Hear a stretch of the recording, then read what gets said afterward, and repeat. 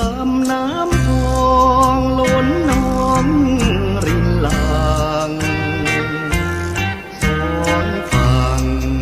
สะพรั่งด้วยมวลพฤกษาน้ำหลากงามยามแลงเพลินตาเบิ่งท้องนา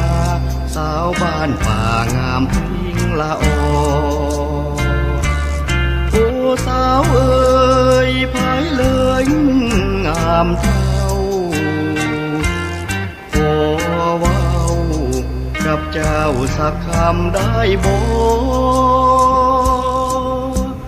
หรือว่านางมีชายคอยรอหากสาวบอกสิพนอมีสร้างราคิน